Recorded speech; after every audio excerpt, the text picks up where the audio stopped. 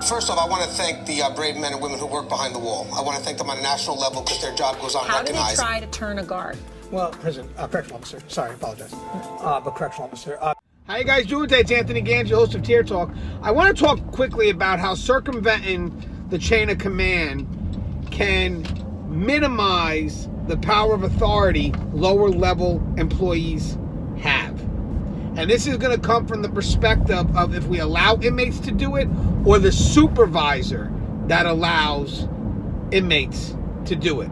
So there's two perspectives. And again, both these perspectives really relate to the power of authority or the sense of authority that the front line, the lower level employees have. So when we come back from our sponsors, we're going to be talking about circumventing the chain of command and how it minimizes the sense of authority our lower level employees, our frontline professionals have over the inmate population. And it's going to come from two sides, the inmates and supervisors. All right, guys, so if you're having the show Tier Talks for you brave men and women that work in corrections, so please subscribe, interact, engage, comment, hit that bell. That bell is going to notify you every time I post a video. I stand by for our sponsors.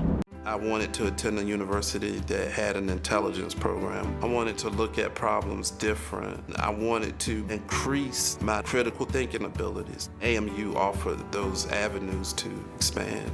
Obtaining your degree as an adult, you're actually paying yourself and investing in yourself. You can't put a dollar on it, it's priceless. It's something that can never be taken away from you. American Military University. Learn from the leader. Thank you guys for listening to my sponsor. You know, I had a great dialogue with someone I highly respect, very constructive, kind of building point after point after point. And we didn't realize how good this dialogue was until about an hour in. Literally, what came out of this dialogue was amazing. One of the parts that we discussed was the importance of chain of command. And obviously we're talking about control and order, filtering information. But one of the things that really aren't discussed is that when someone violates chain of command, they're minimizing the power of authority or the sense of authority that immediate front line has over that inmate. So I've decided that when you do a video like this today, that this video is really geared towards those supervisors who may be so open to allowing inmates to come up to them that they don't realize that they're minimizing the power of those frontline professionals, or at least that lower level employee directly under that supervisor's charge. So remember, guys, inmates, they're going to shop for staff. We know that. So if I'm an officer that does what I'm supposed to do, and you know, sometimes in my daily routine I got to tell those inmates no, well, inmates are going to shop for that person that says yes. So when I'm not at work, they may go to a peer, or they may, and this is the key to this dialogue here, they may skip me altogether and go to my supervisor. Now, the supervisor's reaction is key here. How the supervisor reacts to that inmate's request is what's going to give that balance of power back to the officer, or back to the staff member, or, unfortunately, take it away.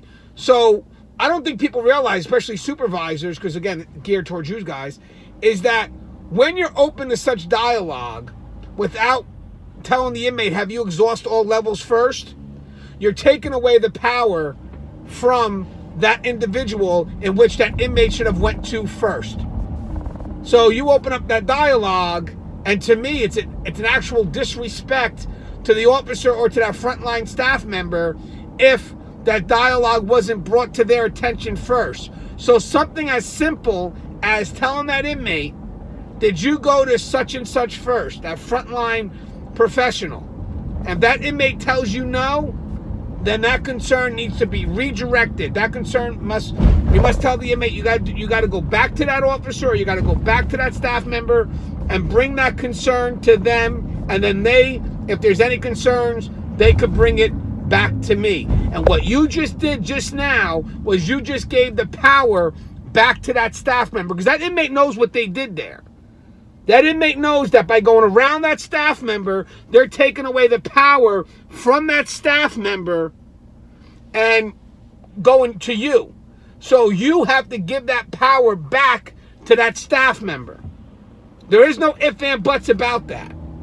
You have to make sure that the inmate is redirected, because with that redirection, it gives that sense of authority back to that frontline professional. Plus, it shows another thing, your connection to that frontline professional. It's going to show them that respect that chain of command. I'll hear what you got to say only if the officer brings it to my attention. Now, there are other concerns, obviously, where, you know, sometimes they may have a problem with that frontline professional, and that's where it becomes the discretion of the supervisor to see if this is something that should be handled by the immediate front line. And again, you know, I can't spell out every situation, but be advised, you should, with experience, especially as a supervisor, you should have that discretion as to what you should handle or what should go right back to that frontline professional. But again, guys, any effort that an inmate makes to circumvent that chain of command, that's an effort to take away the power from the person that's immediate in their charge. So do the right thing as a supervisor. Send that inmate back to where they need to go and give that power back to that frontline professional. As always, guys, this show is Tier Talk. It was a needed dialogue. I'd love to get your thoughts on this, so please comment. Hit like if you liked the video. I'd appreciate it. And again, guys, if you haven't, make sure you subscribe so you can get all the new videos that we post up. And hit that bell, because that bell's going to notify you every time I post up a video. All right, guys, stay safe.